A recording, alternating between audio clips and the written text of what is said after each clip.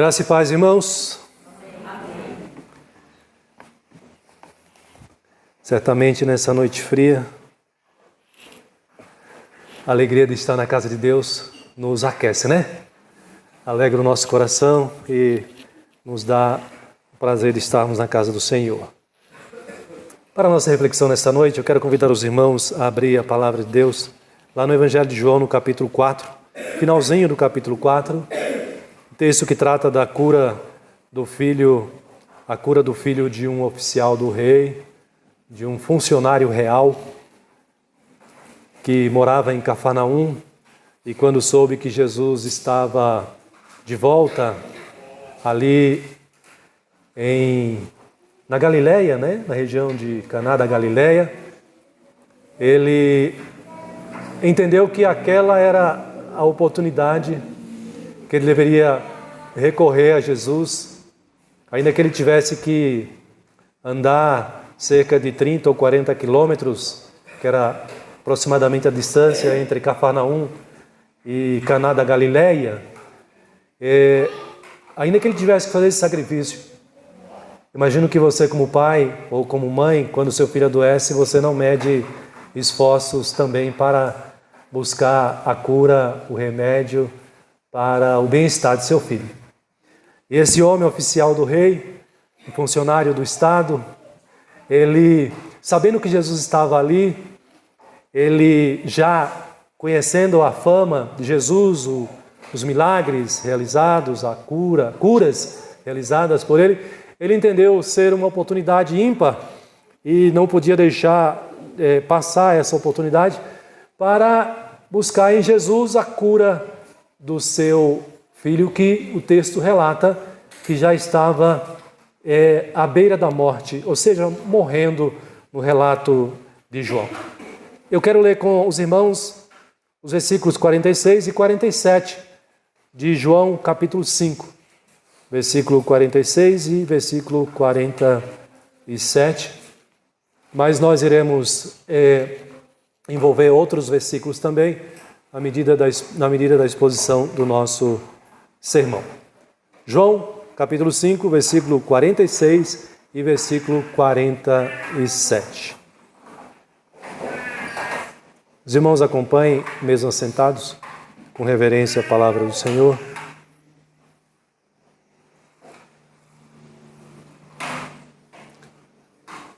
Nos diz assim a palavra do Senhor. Dirigiu-se de novo a Caná da Galileia, onde da água fizera vinho. Ora, havia um oficial do rei, cujo filho estava doente em Cafarnaum. Tendo ouvido dizer que Jesus viera da Judeia para a Galileia, foi ter com ele e lhe rogou que descesse para curar seu filho, que estava à beira, ou que estava à morte. Estava morrendo, segundo a narrativa, o próprio texto aqui. Vamos orar mais uma vez? Feche seus olhos, oremos ao Senhor, nosso Deus. Pai, obrigado por este momento especial neste culto, Senhor, em que temos a oportunidade de refletirmos na Tua Palavra. Que o Senhor, ó Pai, use o Teu Espírito Santo para que abra o nosso entendimento, capacite-me como pregador nesta noite, dê-nos a tranquilidade, ó Deus, que nós precisamos e a direção do Senhor para que a Tua Palavra cumpra o Teu propósito em nós, para que haja fortalecimento na fé, para que haja despertamento, para que haja maior consagração e dedicação das nossas vidas, ó Pai, à Tua própria Palavra, que é o grande milagre do Senhor para conosco. Tem misericórdia de nós, abençoe-nos nesse instante, em nome do Teu Filho Jesus. Amém. Meus queridos, esse texto, eu entendo que nesse recorte, versículos 43 a 54, Jesus tem o propósito aqui, o objetivo de ensinar para aquelas pessoas e também ensinar para nós hoje aqui a importância, o valor da sua palavra, do seu ensino. E é essa palavra que nós devemos seguir, ou podemos dizer, persegui-la cada dia mais, buscar a palavra do Senhor para as nossas vidas, que é o grande milagre para todos nós. Eu quero dividir essa mensagem dessa noite, irmãos, em 3 pontos. Aí você vai dizer, pastor, mas como sempre, né? Em 3 pontos do nosso sermão, sobre esse tema, de que a palavra basta. Ou seja, a ideia aqui, queridos irmãos, é reforçar para vocês que a palavra do Senhor é suficiente. A palavra de Deus para o crente é suficiente. Basta. Mas, infelizmente, lamentavelmente, nós vivemos não de pouco tempo, mas há muito tempo, no meio cristão, no meio evangélico, nós vivemos num contexto onde muitas igrejas têm recorrido a outros recursos que não a palavra de Deus, ou além da palavra de Deus. Infelizmente, nós vivemos momentos, dias, anos, décadas, em que igrejas evangélicas têm recorrido a movimentos para atrair, chamar atenção, lotarem os seus templos, as suas igrejas, e muitas vezes nós também somos tentados a isso, nos desviando do principal, que é a palavra do Senhor. Então, queridos, eu entendo que esse tema ele é pertinente a esse sermão, quando nós dizemos que a palavra basta, quando nós entendemos que para nós as Escrituras bastam, a palavra de Deus é suficiente para nós, no nosso relacionamento com Deus, na nossa comunhão com Deus, no nosso relacionamento com o nosso próximo, na nossa vida cristã, neste mundo aqui, num viver que busca agradar ao Senhor. A palavra basta.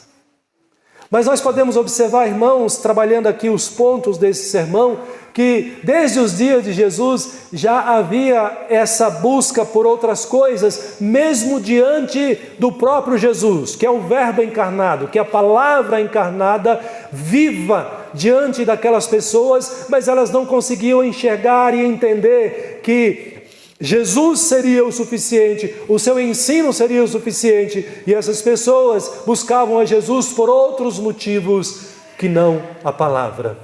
Ou seja, em primeiro lugar, muitos buscavam e ainda buscam a Jesus hoje por causa das coisas extraordinárias, por causa de sinais e milagres, por causa de coisas que vão além do nosso entendimento. Ou seja, meus irmãos, muitos estão em busca de Jesus ou buscando a Jesus tão somente por causa de sinais e milagres, por causa de coisas extraordinárias, por causa de movimentos que são colocados em torno do próprio Jesus Cristo nos dias de hoje, na sua própria igreja. Muitas pessoas têm ido às igrejas não por causa de Cristo ou do que Ele diz, mas por causa dessas coisas que chamam a atenção. Sinais, milagres, coisas extraordinárias, coisas que para a nossa mente são inexplicáveis e que chamam a nossa atenção. Eu, quando preparava esse sermão, irmãos, estudando para preparar esse sermão, eu me lembrei de que isso era uma prática muito comum há um tempo atrás. Havia uma prática muito comum nas cidades, nas praças principais da cidade, aqui mesmo em São Paulo, eu lembro, mas não vejo muito hoje isso acontecendo, mas era curioso, deve acontecer ainda, mas não tenho me deparado tanto assim. Era curioso quando a gente passava em algumas praças, a gente via uma roda de pessoas, muitas pessoas reunidas ali. Só isso por si só já despertava curiosidade. Aí você não se segurava, você não ficava de longe, queria ir até lá. E você ia até lá, mas a multidão cercava e você se enfiava ali pelo meio para ver o que estava acontecendo. E aí você se deparava com uma cena mais ou menos assim, alguém no centro daquela roda ali fazendo coisas inexplicáveis, fazendo algum tipo de mágica, fazendo algum tipo de truque e que atraía a atenção das pessoas. Como essas coisas atraem a nossa atenção, não é verdade? Quando a gente traz isso para a realidade espiritual, para a realidade cristã, nos dias de Jesus não foi diferente. E muitas pessoas, daquelas multidões que seguiam a Jesus, eles estavam ali tão somente por causa dos sinais, dos milagres, das coisas extraordinárias, das coisas que não se explicavam pela mente humana, mas que atraía a atenção das pessoas, e elas estavam ali tão somente seguindo a Jesus por conta desses sinais e desses milagres. Aqui, irmãos, o texto de João mostra Jesus desenvolvendo o seu ministério, e ele, tanto é que a cura desse filho, desse oficial, é o segundo milagre que ele realiza em Caná da Galileia. Ele morava ali com seus familiares na Galileia. Você se lembra do milagre do casamento, a água em vinho? Foi o primeiro milagre. E logo depois de algum tempo, ele então vai para a Judéia. A Judéia é onde está Jerusalém, é onde está o templo, é o centro religioso. E Jesus se dirige para a Judéia algum tempo depois, no início do seu ministério. E ali vocês se lembram muito bem que ele chega e ele expulsa aquelas pessoas que estão fazendo comércio no centro, no centro do templo, dentro do templo, e ele se torna conhecido por este ato ali, mas não só por isso, ele se torna conhecido também porque ali é o centro, e nos dias da festa da Páscoa, a cidade estava lotada de gente que vinha de outros lugares, de outras cidades, era um grande centro religioso, e Jesus se torna muito conhecido naqueles dias ali, porque além dele ter feito isso, ele vai ensinar, ele vai debater, corrigir os ensinamentos que havia na época do Antigo Testamento. Ele vai fazer também sinais e milagres. E Jesus então se torna conhecido. E o texto nos diz aqui nesse contexto que Jesus ficou sabendo que os fariseus descobriram que Jesus, agora fazia mais discípulos e batizava mais do que João Batista. E os fariseus já vinham no encalço de João Batista. Os fariseus eram os religiosos, vocês já sabem disso, os líderes religiosos da época, do judaísmo. E esse crescimento dessa nova religião, eles não veem com bons olhos.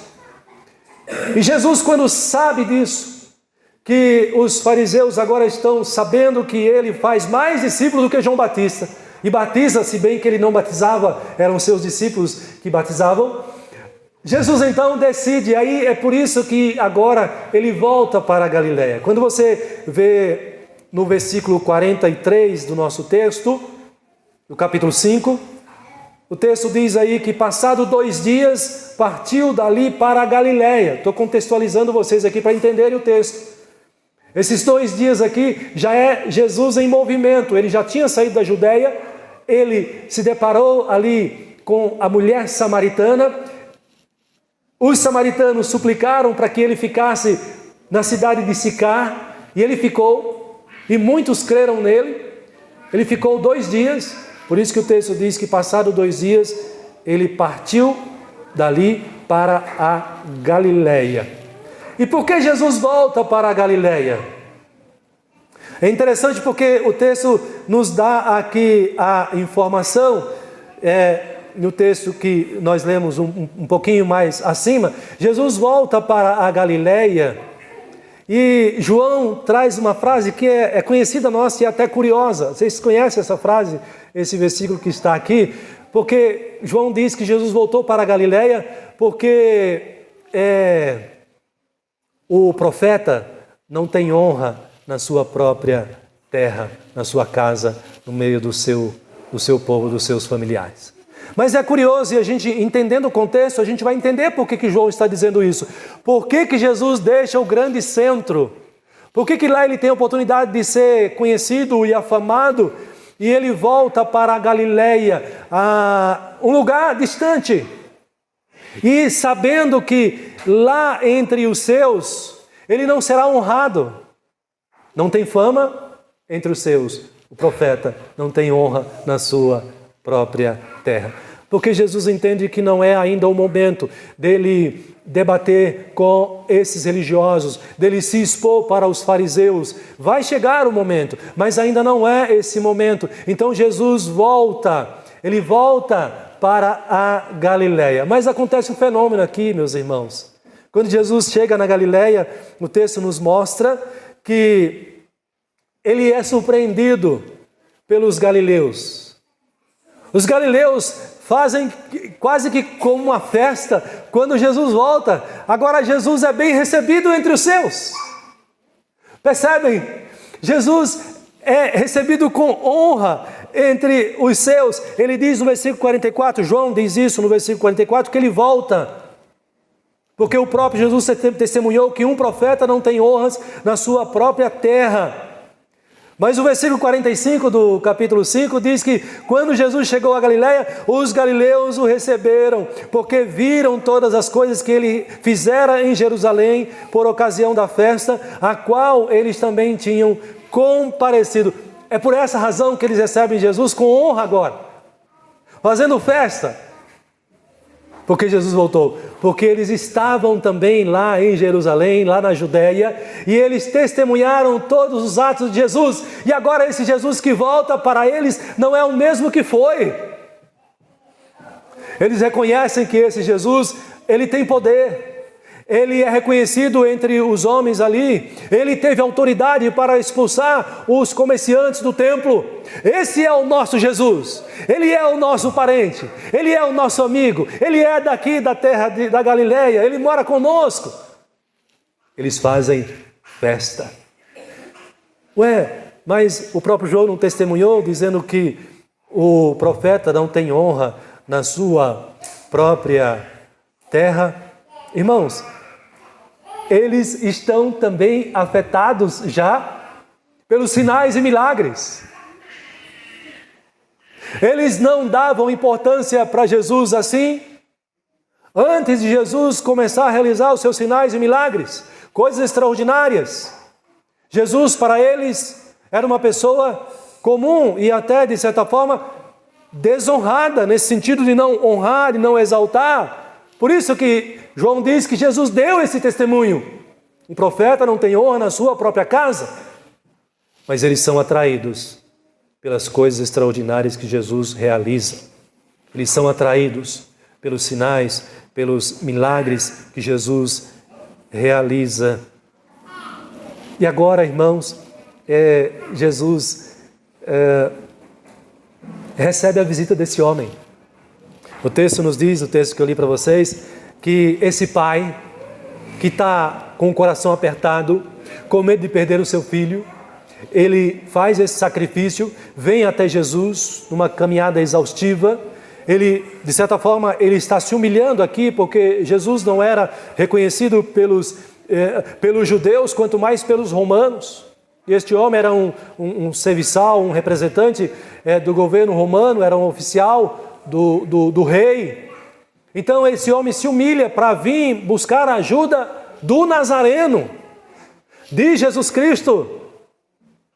E Jesus então se depara com a visita deste homem na sua presença, pedindo agora de Jesus o socorro, pedindo de Jesus que ele pudesse curar o seu próprio filho que estava morrendo ali. E aí quando você chega no versículo 48, irmãos, você tem aqui uma exortação de Jesus. Observem na sua Bíblia o versículo 48, Jesus diz assim, depois dele ouvir o pedido de ajuda desse pai, desce, vem para Cafarnaum. Cafarnaum ficava numa região de vale, a Galileia numa região montanhosa, mais alta, por isso o termo desce, vem, 30, 40 quilômetros aproximadamente, e esse homem está suplicando Que Jesus vá e vá logo, vá urgente. Enquanto Jesus está ali conversando, ele diz: Senhor, vem, senão o meu filho vai morrer. E Jesus diz para ele: não, o teu filho vive. O teu filho vive. Palavra poderosa de Jesus. Mas, queridos, não tenham dúvida de que, enquanto Jesus está ali conversando, ele recebe aquele pai que está sofrendo muito ali. Jesus está cercado ali pelos galileus. Jesus está cercado ali pelos seus. Eles estão atentos, acompanhando o que está acontecendo ali. E é por isso que Jesus vai dizer isso que ele disse no versículo 48. Essa fala do versículo 48 não é para esse pai. Essa fala do versículo 48 é para os galileus. É para os judeus, é para todos aqueles que veem a Jesus não pelo que Ele é, mas veem a Jesus pelo poder dEle, pelos sinais, pelos milagres, pelas maravilhas que Ele faz. E por isso Jesus diz: então lhe disse Jesus, verso 48, se porventura não virdes sinais e prodígios, de modo nenhum crereis. Irmãos, aqui Jesus não está fazendo um elogio. Aqui Jesus está fazendo uma repreensão, uma exortação a essas pessoas. Jesus está dizendo para essas pessoas que eles só creem nele se ele fizer sinais e milagres. Jesus sabe que a multidão está seguindo ele porque elas estão sedentas, elas têm a necessidade de ver os milagres, o poder, assim como aqueles na praça pública têm a curiosidade de ver o inexplicável, o truque acontecendo. E talvez você já tenha sido fisgado por isso também. Mas mais do que isso, muitos dos que lotam igrejas hoje, buscando essas coisas que os olhos veem, muitos que são atraídos por muitas igrejas, por muitas mensagens, por muitos apelos que trazem essa proposta, que trazem essa oferta e é colocada acima do que é mais importante. Muitos têm buscado a Jesus hoje em suas igrejas, buscando a cura de uma enfermidade física tão somente, buscando uma prosperidade material, financeira, do seu comércio, da sua empresa. Muitos têm ido a Jesus e tratado a Jesus assim, como o Filho de Deus que foi enviado a este mundo para resolver os problemas do seu casamento, apenas para resolver os problemas do seu filho rebelde, da sua filha rebelde, para resolver os problemas do seu filho, da sua filha, que foi tragado pelas drogas, pelo vício, pela prostituição. Não consegue enxergar além dessas coisas temporais. E sim, de fato, Jesus tem poder para fazer isso. Mas essa não foi a missão de Jesus. Isso não resume a missão de Jesus Cristo. E aqui nós encontramos, irmãos, Jesus fazendo aqui esse confrontando essas pessoas. Por que vocês estão me seguindo? Por que vocês estão me buscando? Por que vocês estão indo à igreja todos os domingos? O que vocês estão procurando em mim? Jesus diz que muitas dessas pessoas, elas não crerão se porventura não virem sinais e prodígios. Mas é curioso porque a gente precisa ficar atento aqui que Jesus não está falando aqui que todos aqueles que verão sinais e milagres irão crer nele para a vida eterna. Irão crer nele como seu Senhor e Salvador. Porque Jesus conhece o coração humano, Jesus conhece as pessoas. E João já tinha falado sobre isso. Volta os seus olhos para o versículo 23, do capítulo 5. Aliás,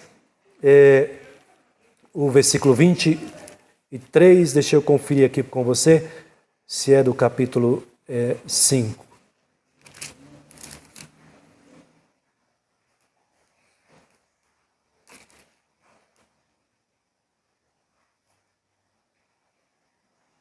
O capítulo 2. Olha o que Jesus diz as pessoas estavam seguindo a Jesus, viam sinais e milagres e criam em Jesus. Mas olha o que Jesus fala, isso aqui é importante. Estando ele em Jerusalém durante a festa da Páscoa, muitos, vendo os sinais que ele fazia, creram no seu nome. E o que diz o versículo 24? Observe. Mas o próprio Jesus não se confiava a eles, porque os conhecia a todos. E não precisava de que alguém lhe desse testemunho a respeito do homem, porque ele mesmo sabia o que era a natureza humana. Irmãos, não significa que muitas pessoas venham à igreja, muitas pessoas buscam a Jesus por causa dessas coisas e creem em Jesus, não significa que eles estão crendo em Jesus porque o reconhecem como Senhor e Salvador, porque a busca dessas pessoas se limita apenas a essas coisas. Coisas temporais, coisas passageiras, porque a cura de uma enfermidade, ela não é para sempre, ela é passageira. A restauração de um casamento, ele também, numa visão mais ampla, é passageiro, porque a gente não vive para sempre. Então, as pessoas que buscam a Jesus com esse propósito, com essa motivação, estão numa busca equivocada, estão numa busca errada, porque isto não é o mais importante. Não é a prosperidade, não é a cura, não é o destacar-se no meio da multidão. Essas coisas não têm valor eterno. Então, meus queridos irmãos, em primeiro lugar, nós precisamos entender isso e fazer essa autorreflexão para que nós também não estejamos buscando Jesus por motivos errados do que Ele nos chama a buscar e do que Ele se apresenta para que nós o busquemos. Como essas pessoas que seguiam a Jesus tão somente pelos sinais e milagres. Certa vez Jesus repreende a multidão, quando ele, na segunda multiplicação de pães, ele vai dizer, ele volta para a multidão e diz assim: vocês estão me seguindo tão somente pelos pães, pela comida. Vão trabalhar, vão produzir. Percebe o que Jesus está dizendo aqui? Não, ele não veio com esse propósito de satisfazer as nossas necessidades temporais. Essa não é a missão de Jesus.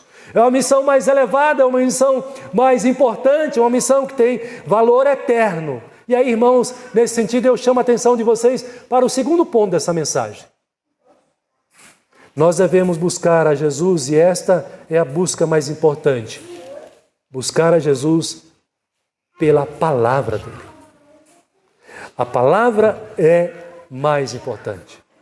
Aqueles que buscam Jesus pelos sinais, curas, milagres, são aqueles que acreditam nessas coisas. E a pessoa vive em função do que ela acredita, certo? Nós vivemos em função daquilo que nós cremos, nós acreditamos. Mas aqueles que creem na palavra, eles vivem em função da palavra. E essa é a segunda lição que nós podemos extrair dessa mensagem aqui.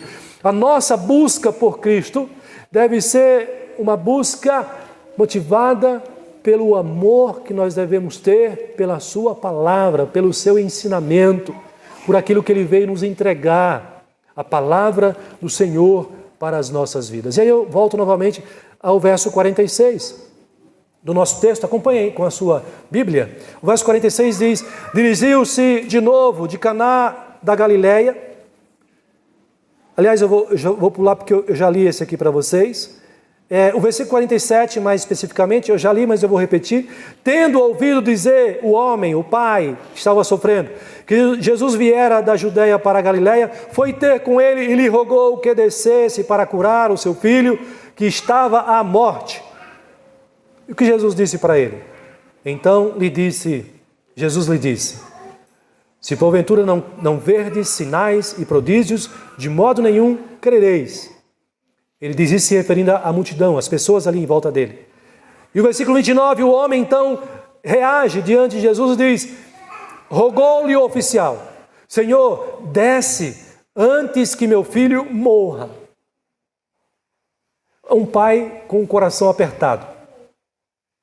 Um pai que estava perdendo ali as esperanças de ver o seu filho ainda com vida. Para ele voltar à sua cidade, ele deveria gastar em média 24 horas. 24 horas é um tempo razoável, um tempo longo para quem está numa situação como essa aqui. Então esse pai, ele estava profundamente angustiado.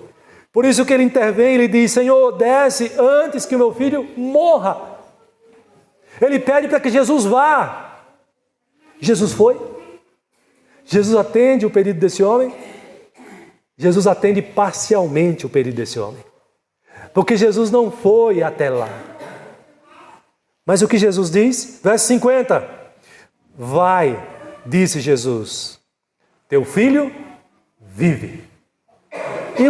E qual foi a resposta do homem? Qual foi a reação do homem aqui? Isso é importante você entender. Finalzinho do versículo 50. O homem creu no quê? Na palavra de Jesus e partiu. Queridos, não é à toa que o evangelista João faz o registro da forma como está traduzido aqui para o nosso português. Ele faz questão de dizer que este homem, e detalhe, que não era galileu, detalhe, que não era judeu, certamente, o texto não entra nesses detalhes, mas o fato dele ser um oficial do rei, é alguém que vem de Cafarnaum, é alguém que não é ali do círculo conhecido de Jesus, dos seus parentes, dos seus amigos, é um estranho.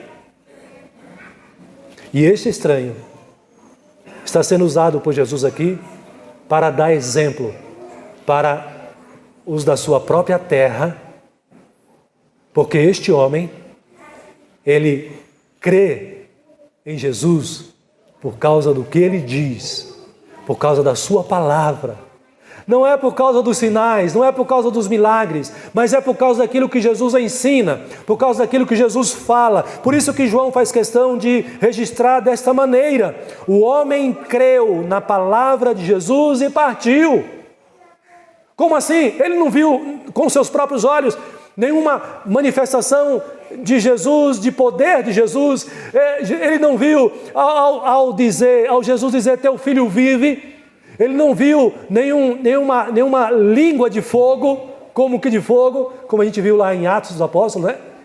Ele não viu nenhuma palavra tremenda de Jesus. Jesus simplesmente diz para ele: vai, o teu filho vive. E olha que interessante aqui o jogo de palavras do evangelho, ou do evangelista. O homem diz: o meu filho morre. Jesus diz: o teu filho vive. A expectativa daquele homem era uma expectativa para a morte. Se não houver o socorro, se o Senhor não curar, ele vai morrer. A expectativa de Jesus é uma expectativa para a vida. Esta vida, irmãos, percebe aqui? Esta vida, ela tem a sua continuidade, ou ela é restaurada à plenitude, ao seu vigor, por causa do poder da palavra de Jesus. É a palavra do Senhor que importa. Percebe isso? Esse é o ponto importante dessa mensagem aqui para vocês. Por isso que eu comecei com o tema dizendo: a palavra basta. Não são sinais, coisas extraordinárias, milagrosas, tudo isso está a serviço da palavra, que é mais importante. Por isso que a palavra basta. E este homem aqui, ele envergonha os galileus. Porque enquanto aqueles agora recebem a Jesus com honras, com exaltação, este homem ouve a palavra e crê na palavra de Jesus, que é o mais importante aqui, meus irmãos. Por isso que Jesus havia dito: se vocês não verem milagres e sinais, vocês não crerão. Mas aqui está alguém que não é dentre nós, que crê no que eu digo, na minha palavra. Irmãos, isso é muito importante para nós também. Nós não podemos viver neste mundo correndo atrás dessas coisas, e neste mundo, e no meio evangélico, há muitas tentações, há muitos encantos, há muitas coisas atraentes, mas nós devemos ter a consciência de que a nossa busca e o nosso apego deve ser a palavra de Deus que você tem nas suas mãos. Deve ser a palavra de Deus que deve estar em nosso coração, que deve estar em nossa mente.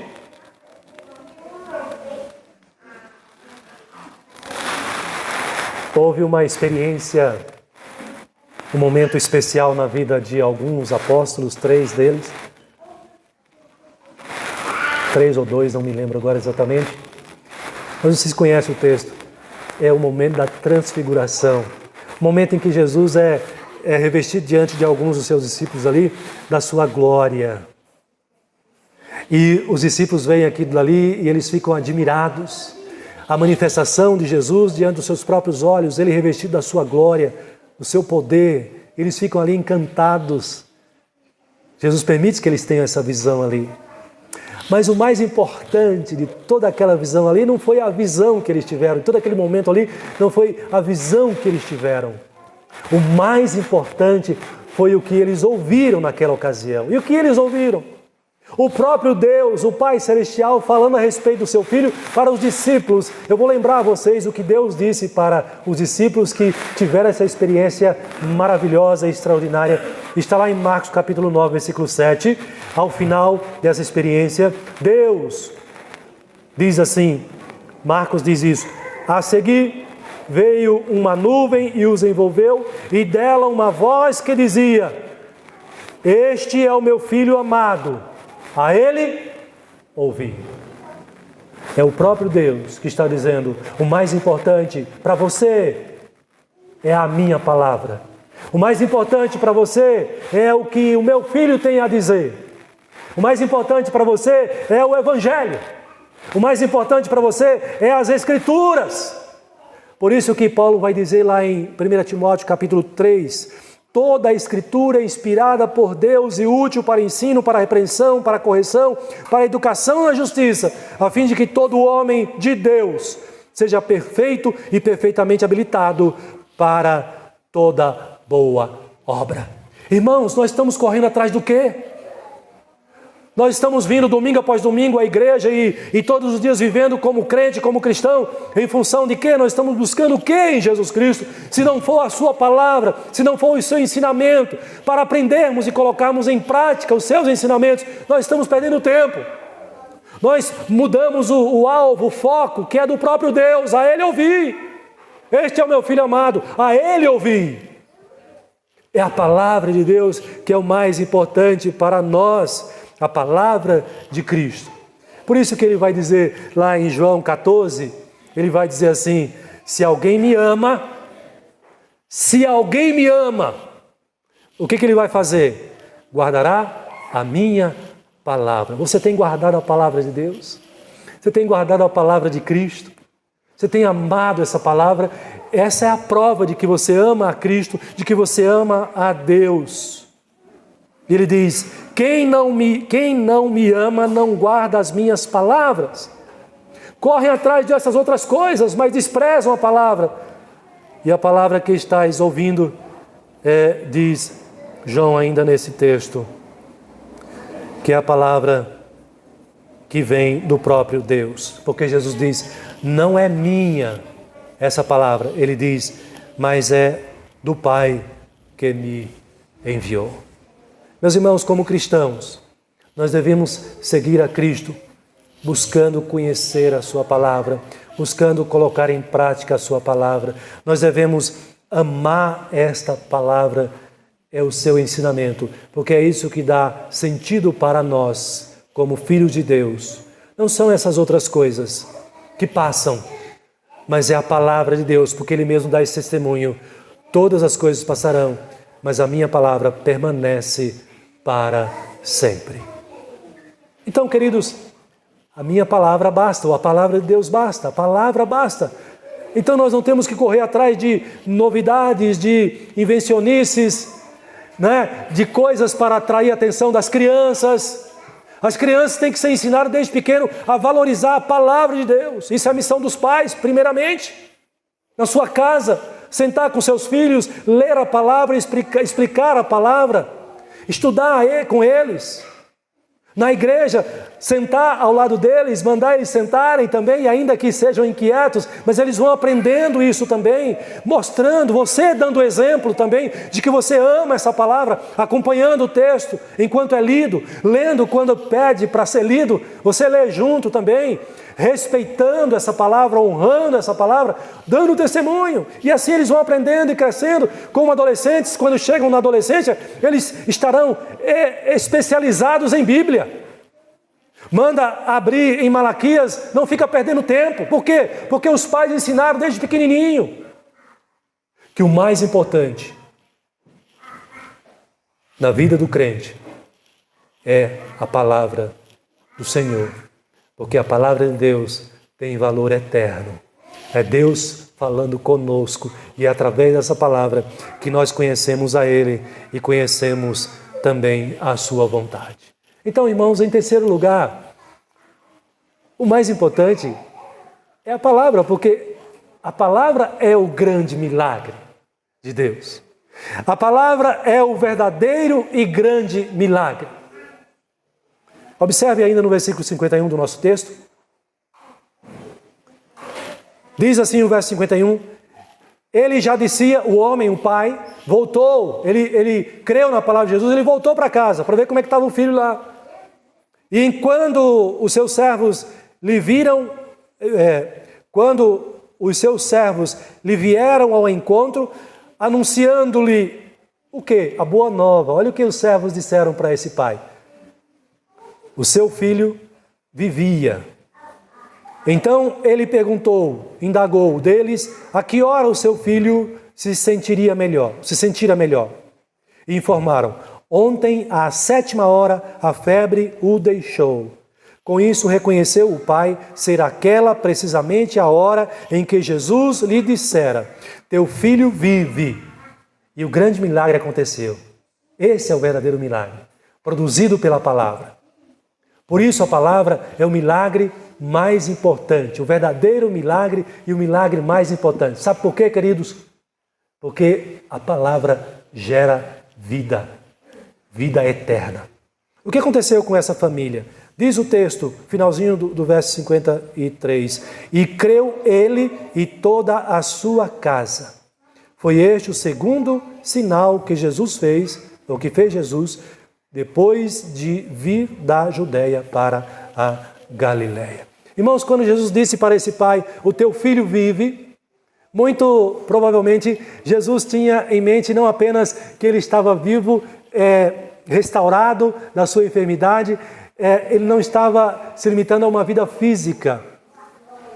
Certamente Jesus já previa uma transformação, um novo viver, uma nova vida, a conversão desta família.